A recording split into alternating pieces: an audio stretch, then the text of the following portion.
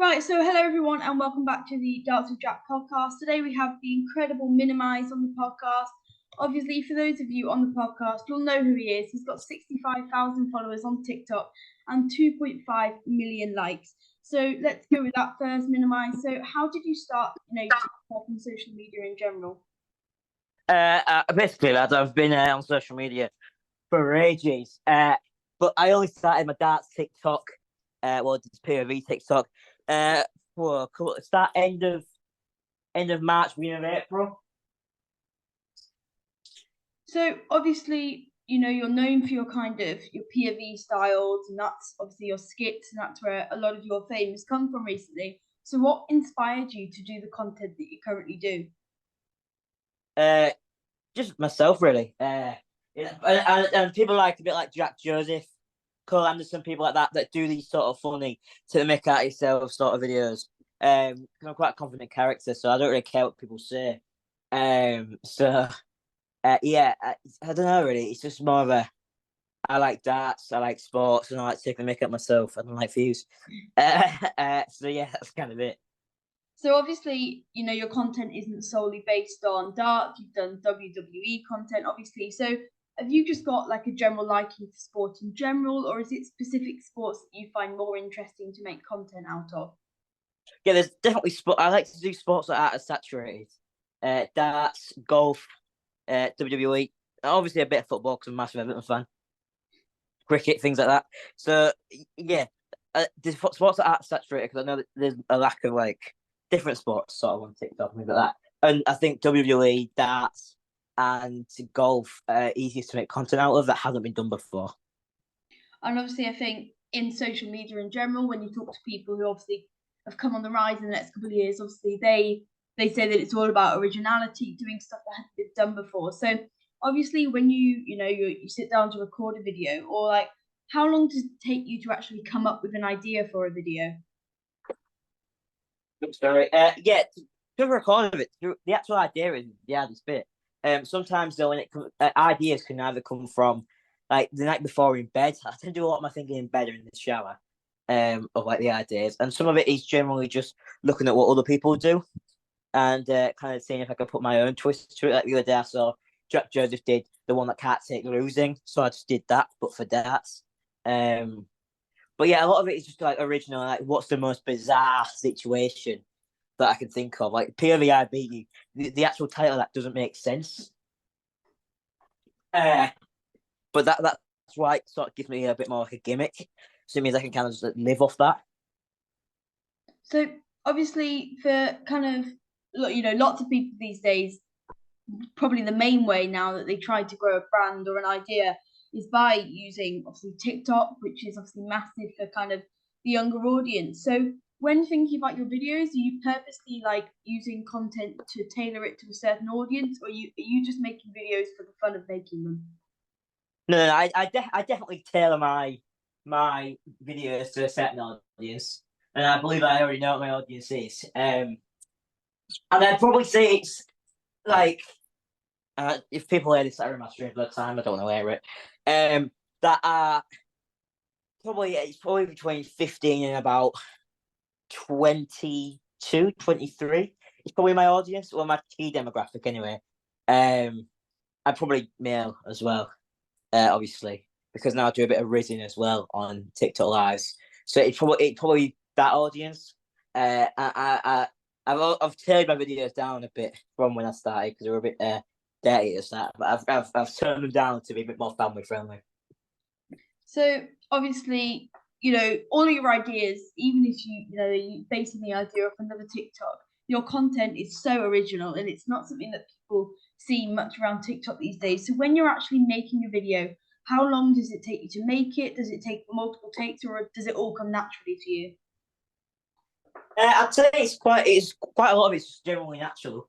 But recording the video, it'll be like a couple of takes. So sometimes it's even a one take. I think the first day that I do is perfect.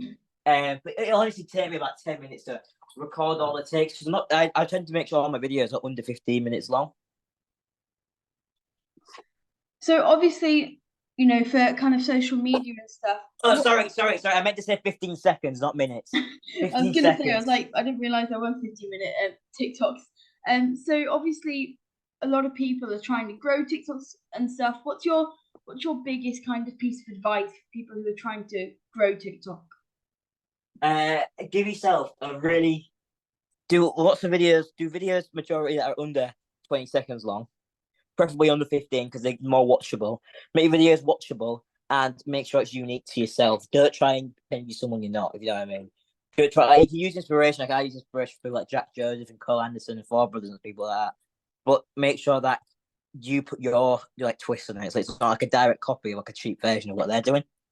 So yeah, generally just be like just to be yourself. And to not also another thing is don't do follow for follow. Grow yourself. You got to kind of trust yourself and believe that the thing you're doing is the best. So obviously, slightly unrelated to your content. I guess it is related in a way. You're a massive Everton supporter. So am I. So how long have you supported them for? And obviously, in your videos, if you're wearing a football shirt, you're usually wearing an Everton one. So in the future, Not today. no, is Everton a brand that you'd quite like to do some social media work with? Oh yeah. First, I didn't know you're an Everton fan, so that's even better. But supporting Everton all my life. You don't choose to support Everton. That's just not something you'd want to do. So supporting Everton is kind of like everything I believe in. And football is my main sport, even though people might think it's darts. I'm not as good as darts. People think I am, but people won't know that until they watch the next pro. But Everton is everything I live for. Everton, and I'd probably say my second sport is cricket. Everton, Goodison is something that I definitely want to work with. I also want to work with Still Ryan as well. But I don't know how realistic that is. So I've only got 65k. I need to go the following a bit more. But yeah, working with Everton would be utter dream. Working with the players, I've already got concept ideas of what I could do with these players. But yeah, we'll have to wait and see on. I think I was very lucky that I went to an Everton game and I actually met Still Ryan, and he's such a lovely guy and he's so open. All of his content is based on giving back to the community, obviously, Yeah. and obviously he's like I was involved with the Everton fan forum last year, so I got to meet all the players and have conversations and stuff with them, and it's such a community based club. So for It is. you, would some of your content, if you were like obviously to, let's say you were going to do a collab with Still Ryan, would you like to do some content tailored towards the community, or are you focused on your current content? No. I am one of these. I will support the Everton community and people that's around Everton, even and Liverpool. Yeah, because I'm technically from around there, even though I live in Yorkshire now. That is kind of where I believe I'm from. So yeah, that's sort of I would do that and kind of drop what I'm doing to help others. Because I'm always like I think in like a not snobbish way, but I do make a little bit off TikTok at the moment. Um, so I'm not one of these to like hold on to all like money and things like this. I want to help. I want to make other people's lives better. And that's sort of I think of what the purpose of life is. Like it's a weird one because life is you're not going deep, but I think life you're always like trying to support people that aren't even born yet. If you sort of know, like my future kids or like your future kids are always the ones you're trying to like look after, even though they're not actually here yet. Yeah. So obviously, I think as you say, most people, and especially Everton in general, obviously are giving back to the community and obviously talking about the area. Let's talk about Luke Littler a bit. Obviously, he's from the area, and you've seen some of your content based on his nine data, for example, or his world championship stuff. Do you find that for people like Luke Littler, where obviously he's having the big moments, do you find that content is easier to base off people like him? Oh yeah, yes. It's also easy to make when someone does something impressive the night before, because it just means that I can just copy what they did, and do my own twist on it. But now obviously the Premier League's finished, so I have to actually think outside the box and actually be a little bit more creative, which shouldn't be an issue because I've got a document with all the things I need to do. But yeah, it definitely does make it easy when you have got people to base it off. So obviously, as you said, your main sports are kind of darts and cricket. So how did you get into darts and cricket? Is it come naturally from playing as a kid, or is it just something you've got into recently? Yeah, darts is definitely a recent thing. World Championships got me into that. Obviously. And cricket I've been in since the Ashes last year.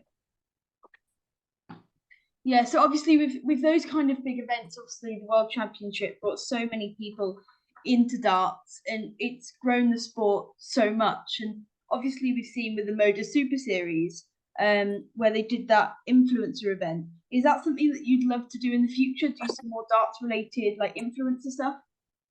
Oh yeah, definitely, because that's win. But yeah, I've actually been flirting with Moise at the moment. I'm trying to get myself on, but I don't know if I've got any followers. 65K is not a lot when you compare to like people that are on there previously. So obviously, some of your content's based around darts in general, but would you say, would you fancy yourself as a player yourself? How much do you actually play? But things like even Luke Littler and Gavin Price to the baby. So obviously, you're still quite young in terms of social media, but as a child, were your dreams, to be a social media star, or were you hoping to do something else? Yeah, telly and media have always been something I've been relatively interested in. But yeah, being a content creator would definitely be up there because it's your own living. If you know what I mean. You make your own money, and you don't work for anyone else. You do your own thing, and you kind of free to do what you want. I think that's what I was. I think that's what I'm good at. I think I'm good at entertaining as well. I don't like being. I honestly, my dad works in like this office job. And honestly, it sounds like it's awful. And obviously now being social media, you say 65K isn't a lot, but it's more than 99% of the world's population have on social media. So looking at your social media now, is this what you want to do full time, or would you like to venture out into other careers? Oh no, I definitely just try and build this up as high as I can. So obviously you talk about building your social media, and obviously you've got 2.5 million likes. It's absolutely incredible. But what are your ambitions for the kind of the 6 months, the 12 months ahead? What would you like to do to grow your social media? Hit 100K on TikTok, maybe 50K on Insta, and grow a bit of a YouTube platform as well. Yeah, and obviously for me, I've grown on Twitter a bit more, or X as they now call it, and for me that's my main platform. Obviously for X, obviously it's short, and it's that kind of way that I think people can communicate. Obviously, you communicate through your TikToks, and YouTube is obviously notably so hard to grow your YouTube. So, what kind of content would you like to push out on YouTube in comparison to your TikTok? My YouTube's going to be a bit more less sport. So it's going to be more like Sidemen and Max Flush starter style, like Will A sort of style, where it's more personality based. Obviously, people like Max Fosh obviously have an absolutely massive following, and I think, like he gets so many of his ideas from just being so creative. And I think creativity is key. Would you say that to be a successful social media star, you need to have the creativity? Oh yeah, definitely. I think that's the hardest thing. Being creative is the hardest and first bit that you need to work. Because if you're not creative, you're not going to be a content creator. Right.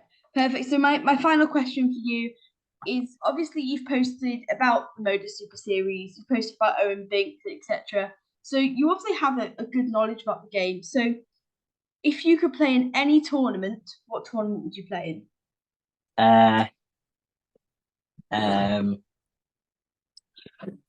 the Premier League because you're not in risk of going out. Right? You can't go out, so it'd be that one.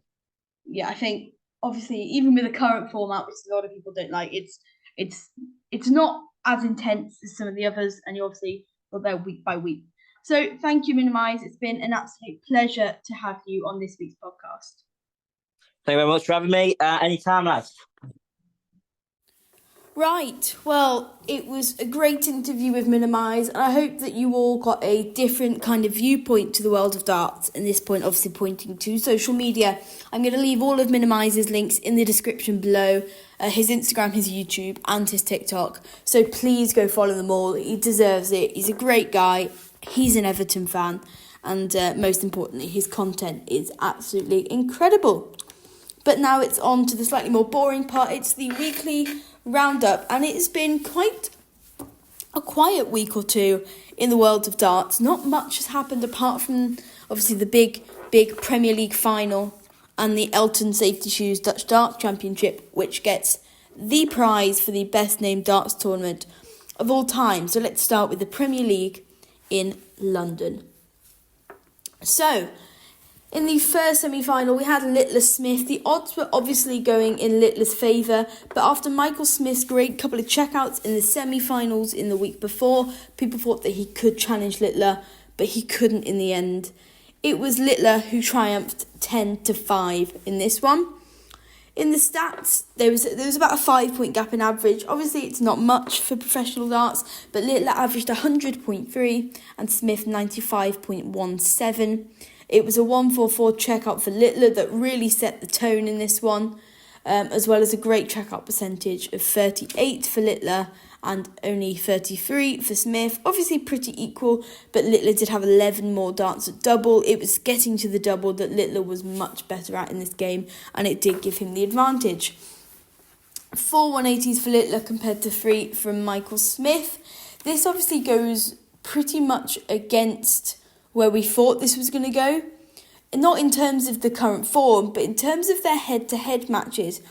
In the Premier League, Smith had won all of them but a couple, which, proved just how good Michael Smith was. He was, Littler's... what's Superman's material they can't fight against? I can't remember, but he's that for Littler, but not in this one. I think Littler was so motivated to get the win in this one. In the second semi-final, it was Luke Humphries who triumphed the same scoreline, 10-5, over Michael van Gerwen. Michael van Gerwen has obviously won this tournament 7 times, but I don't think many people saw it going anywhere, but to Luke Humphries in this one. There was almost identical stats really. 101 compared to the last game, 101.7 for Luke Humphries, 97 for Michael van Gerwen. 5 180s from Humphries, faced 3 from van Gerwen. Not much to talk about this game. It was not slow, it was a quick game with a lovely 1-3-2 checkout from Humphries, but I think Humphries deserved it after the absolute run of form that he has been on recently. Then in the final, the grand final at the O2 in London, a sellout crowd, I believe one of the biggest crowds that darts has ever faced. Luke Littler faced Luke Humphries. So I'm going to leave the scoreline to the very end, but let's take a look at the stats. It was an incredible performance from both of them. A 105.6 average for Luke Littler, which is obscene over, I'm not going to tell you the certain amount of legs, and a 102.47 average from Luke Humphries. Once again, outstanding. The highest checkout for Littler was 141. And it does suggest what it does suggest. Luke Littler, the 9-dart hero in the O2 in London. The crowd went mental, he went mental. And I think after that, he deserved to take the crown, which he did, beating Luke Humphries 11-7. So a very close game. It was the 180s for me that did it for Littler in this game. 10 for Littler, compared to only 5 from Luke Humphries. The rest of the stats were almost absolutely identical. Littler obviously had 10 more darts at double and a very similar percentage to Humphries, which does show that it was getting down to the double that really won Littler the game in that one. So, a good Premier League season. Let's take some takes from it. A couple of hot takes here. Should the league go back to its old format? Now, personally for me, I do like the new format. Do I agree that it gets very repetitive, can get a bit boring, and it doesn't provide some excitement for the viewer? Yes, I completely agree. The old format did all that. It wasn't repetitive at all. I loved the challengers coming in. Humphries, John Henderson, Fallon Sherrock, to name a few of the challengers that came in. But I think the main talking point in this year's Premier League is, did they pick the right people? I did a video on this, and it's actually my most viewed video on it, YouTube. Peter Wright was the one where I said I don't think he should be included. I was right. No pun intended.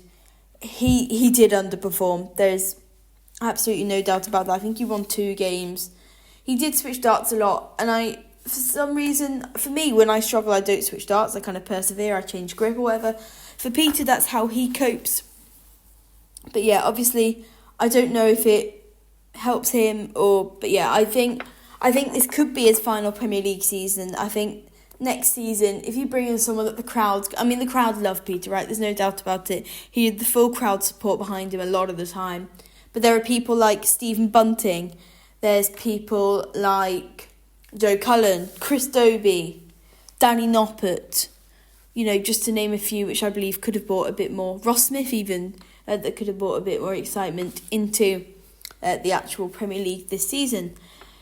Now let's look at the Elton Safety Shoes Dutch Darts Championship, the best darts tournament name in history.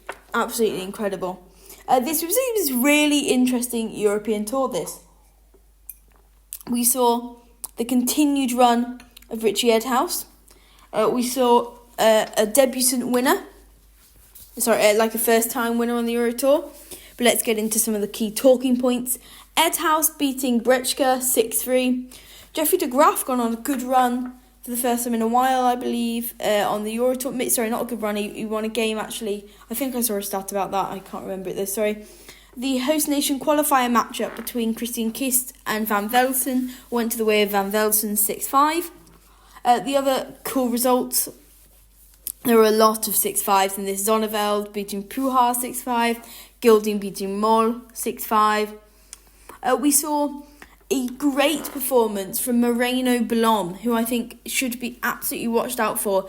He was quick, he threw 100 plus average, and I think that made Ryan Joyce stumble a little bit more. Big talking point from the weekend was Cullen versus Watermena. I'm not going to be biased at all in this. I'll try not to. It went to a last leg decider. Both were playing okay. 94 averages if you round up/down for both of them.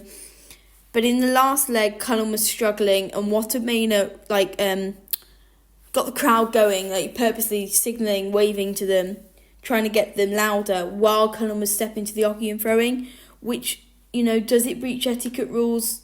I don't know. I'm not going to comment, but I'll leave you to have your own opinions on that one. Cameron Menzies, oh, what a guy, beating Raymond van Barneveld 6-1, disappointed the Dutch crowd with a 104 average, 103.87, 104 average for him in that one. So I'm going to skip ahead to Sunday. Not much really happened on Saturday. I'm sorry if I'm wrong in that one. But let's go. So Clayton beat Chisnell 6-3. Searle beat de Graaf 6-1. So it was an okay run from Jeffrey de Graaf, really. Noppert beat Watermena 6-5. Van Gerwen beat Dobie 6-1. Edhouse, unluckily, losing to kind of hinder his run a bit, with Luke Woodhouse having a great run in this tournament, beating him 6-5. Martin Schindler, his resurgence, his incredible performances on the European Tour, just continuing in this one with a 6-4 win over Dimitri van den Berg. Gerwyn Price beat Van Veen 6-1. Josh Rock beat Cameron Menzies 6-5, unlucky for Cameron there. Johnny Clayton beat Searle 6-2. Van Gerwen beat Noppert 6-1. Schindler beat Woodhouse 6-5, so an unlucky defeat there for Woodhouse. Josh Rock beat Gerwyn Price 6-3. Clayton beat Van Gerwen 7-6. In the other semi-final, it was Josh Rock who beat Martin Schindler 7-3. A good, solid performance for Josh Rock there, the world number 18, with a 93.54 average and only an 89 average from Schindler. If both played better, the scoreline would have been very different. I'm not saying how. I think Josh Rock could have won by more. If Schindler could have played better, he could have won. It was a game of, they played how they played, really. In the final, it was a repeat of, I believe, a Euro Tour final last year, but this time it was Josh Rock who beat Johnny Clayton 8-4. It was not a great game in terms of averages. 89.89 for Josh Rock, facing 90.59 for Johnny Clayton. But a lovely 1-4-2 checkout from Rock, and the 40% on the checkouts did win the game for him. An emotional win for him, his first win on the Euro Tour. Looking ahead then, we have the 2024 US Darts Masters starting on Friday in Madison Square Gardens. Last year, this event was won by Michael Van Gerwen, who beat Jeff Smith 8-0 in the final. But it was an absolutely great tournament. It is massive in America. Darts obviously grows massive. They play a lot of soft tip as well in America, but the steel tip game is definitely growing. So that is all for this week's podcast. Once again, please follow all of Minimise's links in the description below. Please, obviously, if you do for Minimise, do it for me as well with my links. It would mean a lot for both of us. But yes, I hope you enjoyed the interview. It was a great interview, and it was amazing to have someone of Minimise's calibre on the podcast. So I hope you all enjoy the rest of your week. I hope you enjoy the US Darts Masters. I don't really have a prediction on who's going to win. I think it's going to be an absolutely great tournament, and I hope I see you all next week in next week's podcast, where hopefully I'll have another interview for you all. Have a good week, guys.